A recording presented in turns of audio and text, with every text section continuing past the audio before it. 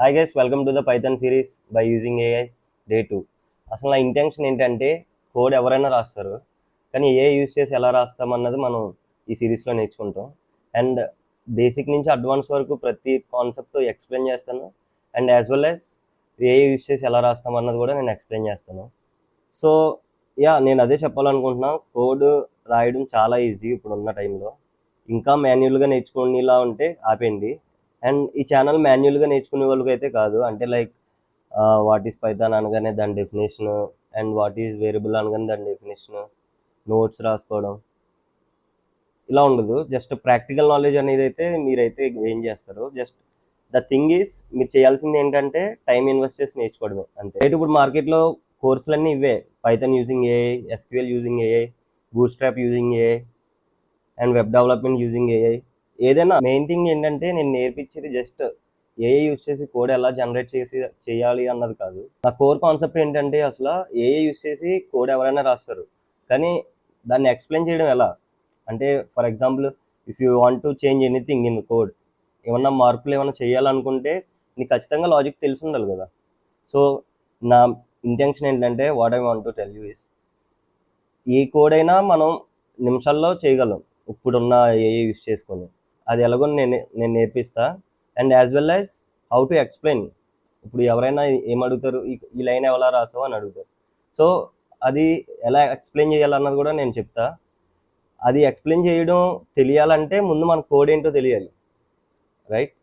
So first basics నుంచి మెల్లగా వెళ్దాం. 30 డేస్లో అయిపోతుంది. 30 డేస్లో కంప్లీట్ అయిపోద్ది. బేసిక్స్ నుంచి వెళ్దాం. స్టార్టింగ్లో కొంచెం స్లోగా ఉంటుంది, కానీ and coming to intermediate Python అడ్వాన్స్కి వెళ్ళేలోపు కొంచెం మీకే అర్థమవుతుంది. సో నేను Python, SQL and HTML, bootstrap and web development ఎలా చేయొచ్చు ఏఐ యూజ్ చేసి అన్నీ నేను చెప్తా. ఫస్ట్ అయితే పైథాన్తో స్టార్ట్ చేసా, అండ్ తర్వాత SQL and HTML, CSS, Java script AI use చేసి ఫ్రంట్ ఎండ్ డెవలప్మెంట్ ఎలా చేయాలో నేను చెప్తా. మీరు చేయాల్సింది ఏంటంటే జస్ట్ అకౌంట్ని సబ్స్క్రైబ్ చేసుకొని చూస్తే చాలు. సో అది నేను చెప్పాలనుకునేది. So coming back to the topic, ఇప్పుడు మనం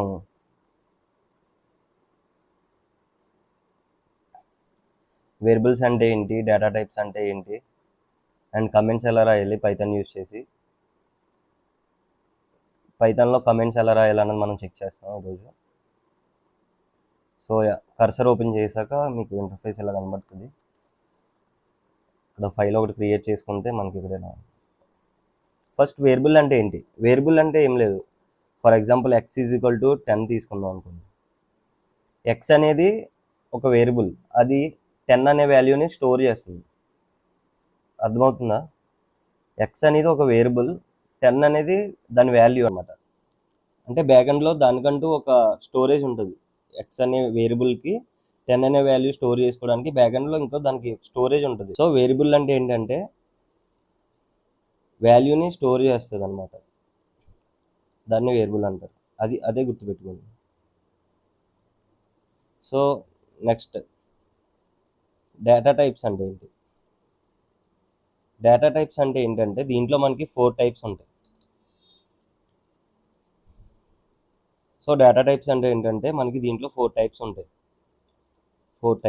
ఫస్ట్ వచ్చేసి ఇంటీజర్, సెకండ్ వచ్చేసి ఫ్లోట్, అండ్ థర్డ్ వన్ వచ్చేసి స్ట్రింగ్,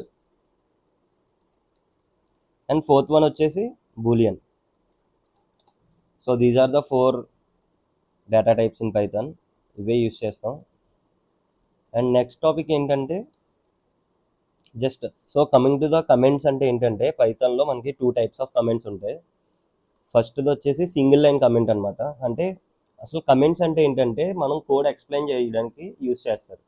అంటే ఫర్ ఎగ్జాంపుల్ ఎవరైనా వచ్చి కోడ్ ఈ లైన్ ఎందుకు రాసావు అని అన్నారు అనుకో, మీరు డెవలప్ చేసిన కోడ్ అది, ఈ లైన్ ఎందుకు రాసావు, ఈ లైన్ ఏం చేస్తుంది అన్నది మీరు పక్కన చిన్న నోట్స్ రాసుకోవచ్చు అనమాట.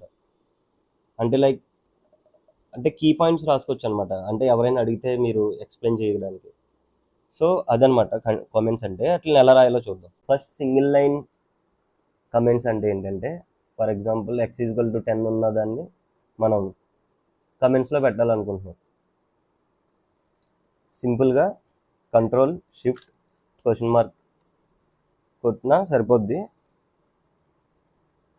సెలెక్ట్ చేసి control plus question mark enter చేస్తే సరిపోద్ది, అది కామెంట్స్లోకి అయిపోద్ది సింగిల్ లైన్. అండ్ ఆర్ఎల్స్ మీరు సింగిల్ హ్యాష్ ట్యాగ్ ఒకటి పెడితే అది కామెంట్స్లోకి వెళ్ళిపోద్ది ఇంకా.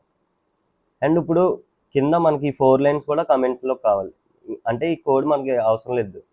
లేదంటే ఇది ఎక్స్ప్లెయిన్ చేయాలి, డేటా టైప్స్ అనగానే ఏంటి అనగానే ఎవరికైనా మీరు ఎక్స్ప్లెయిన్ చేయాలనుకుంటే పక్కన రాసుకొని ఇది మీరు కమెంట్స్లో పెట్టుకోవచ్చు.